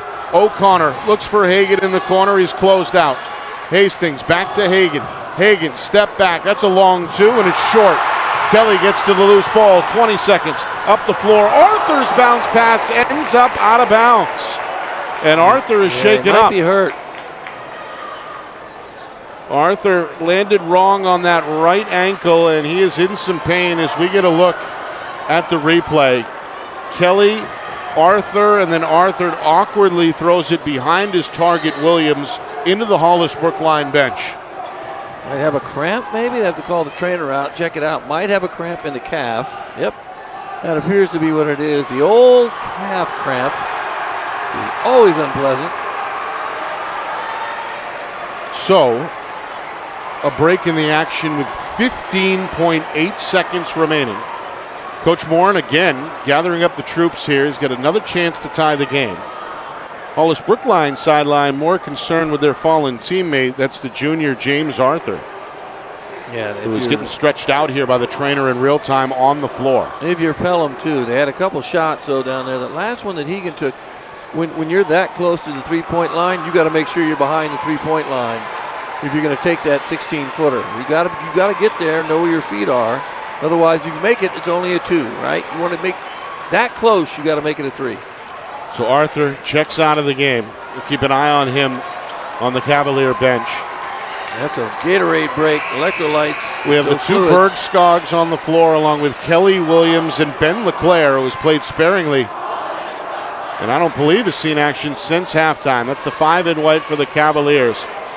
Hasty, Estelle, Hegan, along with Nawabuzi and O'Connor. Final 10 seconds. Hasty. Hegan traveled on the catch. Oh no, it's the dreaded line got in the way again, Nick. You tell travel? I think it was the line call. Let's take a look. Oh, his foot was, his entire foot was out of bounds. Yep, out of bounds is the call. It's turned over to Hollis-Brookline with inside of 10 seconds remaining. 9.7 on the clock. Turnover 20, Nick. 20. Tough to survive any game, never mind a championship with that many turnovers. You have to credit Hollis-Brookline. They have been in pursuit defensively. Yes, they have. All afternoon. Coming way out, too. That's a good, just pushing way out. No breathing room at all. No, and you're up 3, so you try and force them off the 3-point line, make them drive to the basket, get the rebound. Right now with 9.7 as well, you don't want to give up any threes, right? So you go out, you close out, make them drive, and then rebound, hang on to it. Rebound, take the ball out quickly or slowly if you can. I mean, they might get a timeout call, might not. But here's the interesting factoid. Pelham has no timeouts. Right. Hollis-Brookline gets even if they get the ball out of bounds, you could really left. If Pelham had the ball, let them get the ball, score it, take the ball out, hold it, you win the game. It's over. Like right in this case right now, it's going to be Hollis-Brookline's ball, so Pelham has to foul. So, bonus situation here. The next foul against Pelham puts Hollis-Brookline on the line. The inbound will come from the near sideline. Kelly is the inbounder. Pelham picking up full court. Now Abuzi, the defender on the inbounder. It's thrown up at midcourt. Tip to Williams. Williams has it down the lane, and a foul is called on the floor with 6.2 remaining. Well, they threw up a jump ball there at midcourt, and Williams at 6'6" went up and got it. That's a bold, scary throw, a scary pass. Luckily, good contest by O'Connor. He nearly came up with a steal. So Williams at the line, bonus situation. It was the 4th foul against Nawabuzi.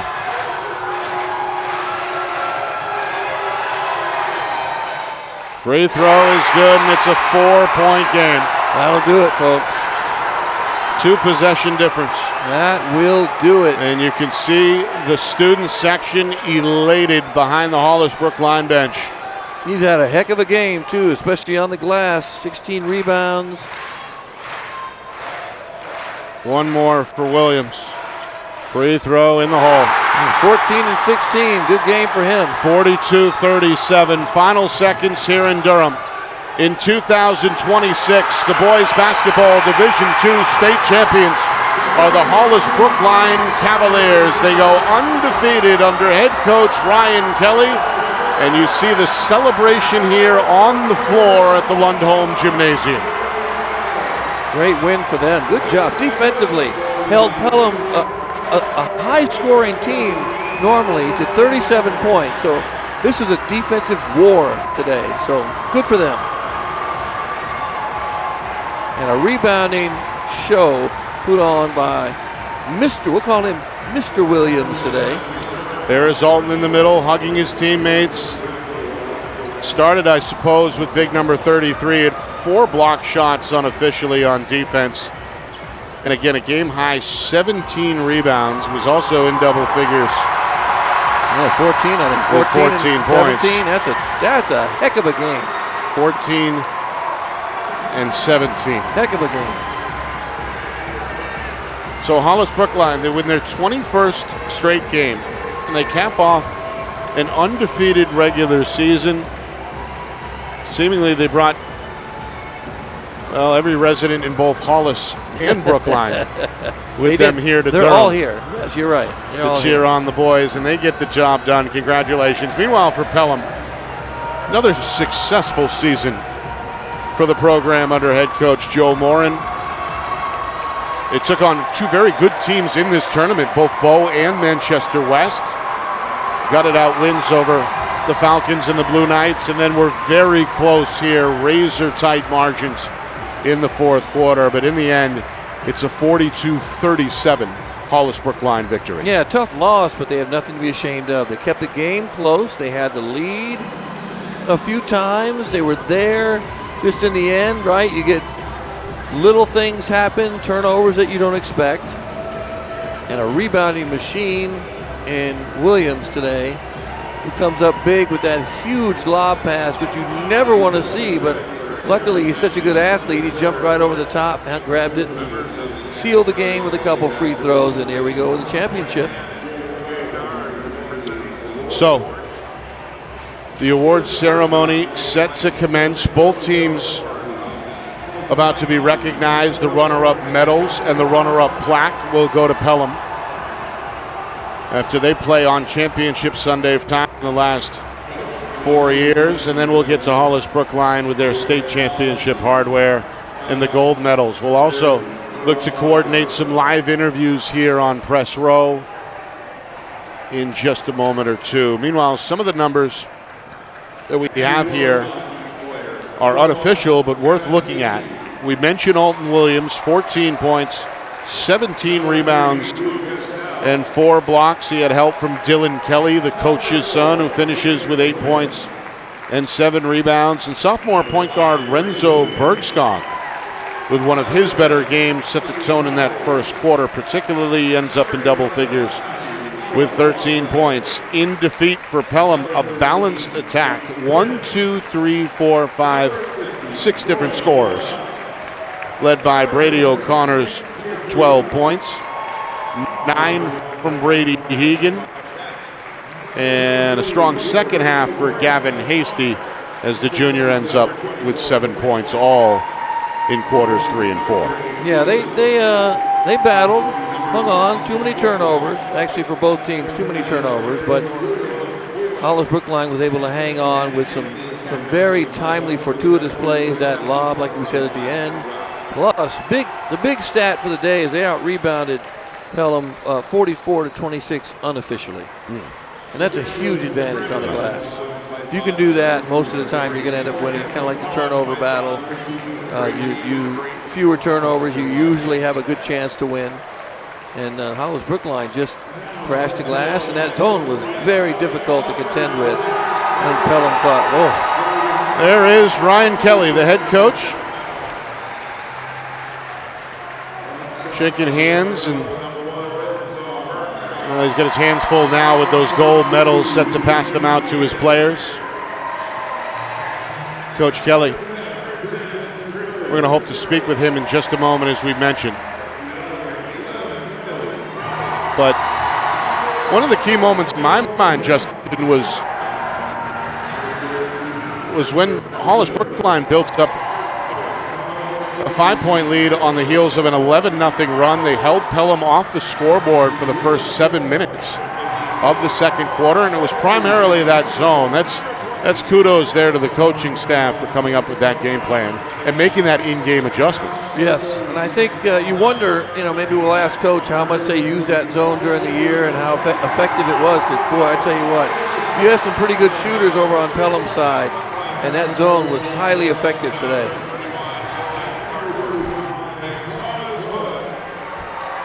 So there are the players. I know we've got some official numbers. Thank you, Doug. Some official numbers here. We weren't far off at all. In fact, we never are, Nick. All the point totals were correct. And turnovers may be a little different, 19 apiece. Okay. The official numbers there. That seemingly kind of evened out in the fourth quarter. But all in all, this thing was tight throughout. Hollis-Brookline led by 7 at one point in the second quarter. That was the high water mark on the heels of that 11-0 run. We had 10 lead changes in this one and 5 ties. That's an interesting number. Absolutely. And again, just signifies how close these two teams were, not just today, but all season. Obviously, Hollis-Brookline was undefeated, grabbed a lot of the headlines. Pelham, after a relatively slow start, at least by their standards, they got hot in January and ended up as the number 2 seed, earning the second bye in this tournament. So 1 versus 2 in the end. It's the top seed that does it, 42-37. Yeah, and you look at some of the other stats, free throw percentage, Pelham was, 33 1/3% to 60% for Hollis-Brookline, and field goal percentage, not great for either team. 3-point percentage was not good for Hollis-Brookline. I mean, Pelham won that. They hit 4 threes, but nonetheless, that big game, 14, and I had 17 rebounds. They had 15. Yeah. But either way, some monster numbers. I think 17. I feel good about 17. I feel good about 17 as well. I mean, I think we nailed that one, rebounding-wise. And then Dylan Kelly quietly gave a max effort. 8 points, 9 rebounds for the junior, and he'll be back next year, presumably playing for Dad. Yeah, I would and looking imagine, to defend right? his champions. Dad will probably stick around at least through his senior year, right? Maybe pass the torch to someone else after that, but a well, we can win. perhaps ask him here if we can. Yeah, we might have to. I think that'd be a fun question. If we can get a hold of the coach. He's somewhere over there in that mix of white. And again, a great both fan bases here. Pelham, they're always supported. Whatever the season, whatever the sport, they seem to turn out. They did the same today. And then in honor, I suppose, of upcoming St. Patrick's Day, we saw a lot of green and white in the stands for the Cavaliers. All right, here come 2 of the players. As we kick off our interview session here, going to make sure that headset is working. It was giving us a little bit of problem yesterday. We're going to be joined first by the junior James Arthur. You can hear us? Yeah, I'm okay. Good. Oh, we hear him. Congratulations, sir, on a state Good championship. Whoa. Going to give him some water here. Cramp. First of all, what was that? A cramp, an ankle there at the end? My entire body cramped. Yeah, you're feeling better now. I just cramped up again, but we'll be good. There's too much joy going around to be sad about some cramps, so right. I'm good. Got to pound that water, you'll be good. Definitely fluids. Looked like a war out there at times tonight. It was. How'd you get your team ready for this kind of a physical battle? I mean, honestly, we've been doubted so many times. I think for the past week, our entire team has just been a team full of just nerves, and I think all those nerves just prepared us for I mean, we knew that this was going to come down to the wire. I mean, whatever the case was going to be, whether that team was better or we were the better team, it's a championship game. It's going to come down to the wire, and just preparing during practice. I mean, we got to practice at NCC all week, which was a longer court. So, I mean, just at the end of the game, I think we were able to sustain better because we were in better shape. Was there additional pressure due to the fact that you were undefeated going into today? 100%. I mean, from my family to friends at school, I mean, I could not go a second without people being like, you got to bring it home. I mean, we went undefeated, that's the expectation. So, I mean, all these other teams had nothing to lose. We had everything to lose. So, I mean, just knowing that, like, I didn't want to disappoint anybody. So all of that, it was huge, and it was just, I was a ball full of nerves, but, I mean. Must be quite the relief. It really now that is. You've won. I mean, I couldn't sleep for the past week. Like, it was rough. Well, go home and make sure you drink some Gatorade, for God's sakes. Some violent Gatorade. I will. Right? So how often do you guys play zone? Because you played zone today quite a bit, and it was very effective. Actually, what's interesting about it is our zone is what almost made us lose to these guys earlier in the season. We were up 15 at halftime. We went into a zone, and they probably nailed 4 threes on us, and they got it back within a 2-point game. This was like the second game of the season. But, I mean, we've just worked our butts off in practice, getting better at it and getting in passing lanes, because it's not a traditional zone, as you guys can tell. Right. And we just worked hard getting in passing lanes, because what they would do is they were overloading it earlier in the season, and they would hit the wing, and then they would hit corner, and that's what was killing us. We weren't getting back quick enough, and we were able to flip that switch and get in those passing lanes during this game, and honestly, I think our zone is what won it for us. They were able to get good looks during our man, and they were able to take it to us, but in our zone, we really held them. Well, you forced 20 turnovers and held them to 1 3-pointer, so. Yeah, and they're a team full of shooters. Number 23, number 5, number 1, they can all shoot They can shoot it really well. Good effort defensively. Congratulations, James. I appreciate it. Good stuff, as usual. Thank you. That's James Arthur, the junior, spoken like a future coach. Right? He was for all a over moment it. there, enjoying the championship win. 42-37 is the final, and now perhaps the MVP. All right, my MVP. Joins your us MVP, here no courtside. doubt about That's it. Alton guys. Williams, the 6'6 senior. Congratulations, sir. Thank you. Feels good. Grown man stuff out there, 15 rebounds to points. Wow. Your thoughts on not just the team's performance today, but you individually were looking to go out guns blazing here in your final game. Yeah, the atmosphere definitely helped me with that. I just wanted to keep my energy up all game. It was close the entire game, so that also pumped in adrenaline to me. But yeah, this close game made me want to play harder than I normally do. We heard from your teammate James. What did an undefeated season mean to you to finish the deal undefeated? Just seals the deal. It makes everything that much better.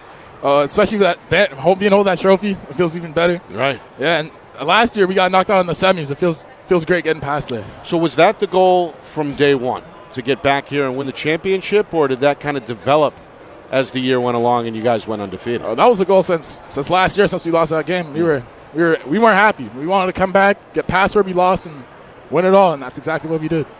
Well, hey, listen. I had you. He had you. 17 rebounds, so we'll give you that. Yes. Yeah.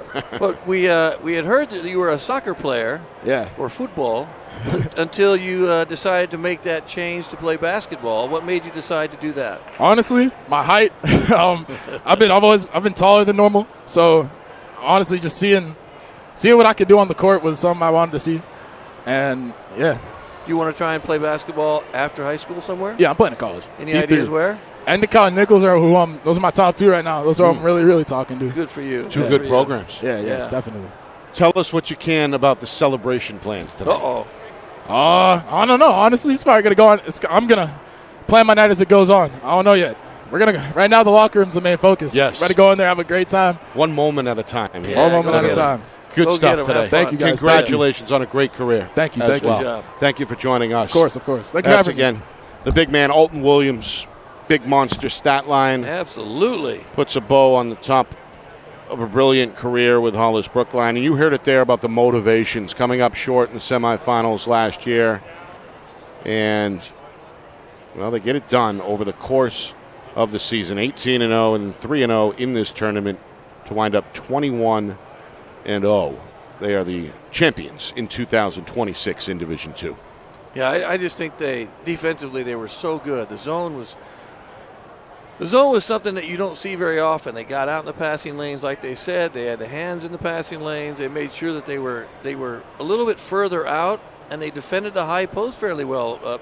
Pelham didn't throw the ball very, very much to the high post. It wasn't open, right? They just didn't. You couldn't get it there, and the zone was impressive. If you can play zone defense like that, it can be really difficult to score if you don't shoot very well. And Pelham made a few threes. I think I misspoke. I was wrong. I was looking at the sheet for threes. But they only made, I think, 4. And I think they're a team that usually makes more than that. So you kind of give up those, force them to take 2-footers and 5-footers, and they didn't shoot very well overall today. So that's the way it goes. Awaiting Coach Kelly here. He's conducting an interview just in front of us, so we are hoping to speak with the head coach here in the next few minutes, and then wrap this one up here. Again, we're just halfway through Championship Sunday on the boys' side. Division I state championship comes your way at 4 o'clock Eastern between Trinity and Pinkerton. All right, here he is. Coach, hi. Congratulations. Thank you very much. Good win, Thank Coach. you for joining us, Thank you Coach very Kelly, much. following a 42-37 victory. What was the key tonight? Quite honestly, the key to tonight was culmination of 3 years of hard work. We made one small change to our defense this year on the zone side. We switched out our zone. But other than that, it's been the same system for 3 years, just trying to get better as us. The focus this season, film room, things like that, was about us and what we are executing or not executing so that we could be the best us that we could be. The system that got put together 3 years ago, I took over a program that had 3 seasons. And the coaches had a conversation like, do we want to win a couple of games now, or do we want to be able to get to a point where we can compete with the top? And so we chose a system that we only won 4 games that first year. Like that's not like through the roof or anything, but it was the building block to get here and to be able to compete with the best teams in the division. Pelham's been one of the best teams in the division every single year, and that's what I said to Coach Morin after the game. I thanked him because the half a decade of excellence that he has had on that side pushed us, drove us. That's what we were trying to become and compete with. A tie ball game going into the fourth quarter, that's a competitive game, and we were competing, and I loved it. Yeah. What can you say about the group? They have bought in clearly, and we spoke with Alton Williams a moment ago. He said that loss in the semifinals really motivated this group of seniors in particular. What can you say about not just the class of 2026, but the roster in its entirety? Yeah, it's funny. My son's on the team, and so right. At middle school, I'm hearing about all this stuff, and I'm watching them at all those games, and so it's to know they've still been talking about the coming close, and now we have this, building to this season, because obviously we weren't competing 2 years ago, right? But they were talking about how close they were then. They were talking about where they wanted to get to. They knew once we matured and we were no longer freshmen playing seniors, they knew that they were at a level that they could compete, because just before that they were at the top. They were undefeated and lost in the semis, right? So this isn't a year thing. This is a 5-year thing that the core, Alton, James, Dylan, and the year behind the Renzo and Marco, the Bergskog brothers, right? Right. Then the same thing. Middle school, they were undefeated, lost at the buzzer in the championship middle school. So they've been wanting to get back to this point for a long time. It also sounds like, Coach, you've got a pretty good feeder program in position over there, right? Trying. Yeah, we're trying. I think the middle school coach is about to change, unfortunately, just due to the way life works, right? And evolution. But yeah, obviously, we run a camp, so we try to get the youth in and exposed to a lot of the stuff that we like to do and the skills that we care about, right. Stuff like that. So yeah, we're we spent 3 years trying to build, and we're losing a really big starter. Don't get me wrong, but we're only losing one starter. So I'm ready to get back at it. That's great. Tell us a little bit about we talked about. You said you switched your zone a little bit, and we both thought the zone was impressive. The way you guys came out, defended the high post well, hands in the passing lanes, all that. What did you do different, and how did you change your zone? My JV coach, Cormac Cullen, has a relationship with someone on the board of directors at Merrimack College.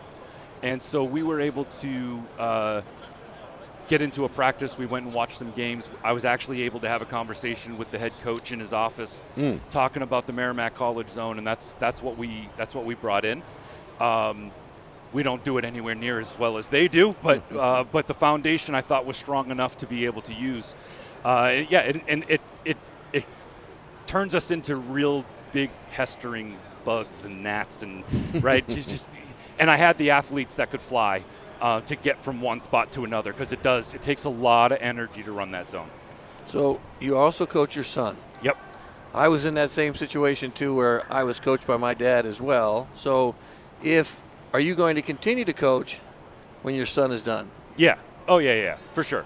I'm here at Hollis-Brookline because the timing happened to work out. The job opened up, and my son was an incoming freshman. I was at Messinic. I was the varsity coach at Messinic the year before that, and I'd still be at Messinic if things just didn't work out. We have conversations in our house, and I've had it with him many times. If you don't want me to coach you, you tell me. He knows this is also my passion, right? Like I love teaching, and I love basketball, so this is the perfect position for me. And he knows that if he and I are not a good match, then we'll break it, and I'll coach somewhere else, and he can follow his passion, and I'll follow mine, and there's no hard feelings. Would that mean I'd miss a couple of his games? Yep, and he would know and understand that. We just got lucky. The universe opened things up so that I could both follow my passion and not miss a single game of his, right? So yeah, totally lucked out. But yeah, after next year, I'm not done. I love doing this. I love teaching kids the sport. I love teaching them to play the right way. We do not encourage any sort of trying to draw charges the wrong way. Hopefully you saw that. The two that Dylan took, he took them with physicality. There's no leaning back. You take the hit, and you earn. You might get a scar, but that's something you can brag about moving forward. I'm trying to teach the as much of this sport as I possibly can. And hopefully doing it the right way. That's a business decision. There it is. For sure. So you're teaching Drawing a good charge, business decision on those charges. So for sure. Congratulations. Thank you. I appreciate it. Awesome stuff, Coach. Thank you. Great Thank win. you for joining Great us. win. Congratulations. Thank you so Special much. stuff today Thanks. for sure. I appreciate it. As they finish the deal undefeated following a 42-37 win, a perfect 21-0 in 2026. Hollis-Brookline is king of the hill in Division II. You can't beat undefeated. That's hard to do. It really is. Right? You got to win a lot of games to get there. And then, there are times when you don't play as well. You don't feel as good. Guys are hurt. Guys are, sick. You just don't know what you get. To come out and do that every single game and have, again, there's a target on your back. Right. Because you're going to get everybody's best because they haven't lost yet. They've beaten you like they beat Pelham before, and Pelham knew we got to get them this time. And they still couldn't get them. So that's a testament to good coaching and a team that gets along really well together. They are clearing out the gym here at Lundholm Gymnasium. They're going to bring in a whole new set of rabid fans in advance of the 4 o'clock Division I state championship game between Trinity and Pinkerton. We'll have that one for you coming up later this afternoon. All right, for our crew here at Friday Night Lights New Hampshire, including... who should we start with first? How about the guy up top? Yeah. That's Ian Maluski, Sure. Pinch hitting here, waving to us. Great job as usual here. And my man, Josh Lebrecht, back in the fold as Lebrecht well. family Doing a singers. bang-up job up there on the balcony. Matt Beals in the trench, doing some technical advising today as well. All three of those guys aimed and shot this game particularly well. The whole thing orchestrated flawlessly by the director, the man behind the curtain, the wizard of replay, Ben Beals, back in the Beals Insurance Studios. For executive producer Steve Beals and my partner Justin Gorham, my name is Nick Anastas, saying so long. Final score, final time, Hollis-Brookline 42, Pelham 37. This has been a presentation of the 2026 NHIAA Boys Basketball Division II State Championship game here on Friday Night Lights, New Hampshire, presented by Beals Insurance and broadcasted in conjunction with the NFHS Network.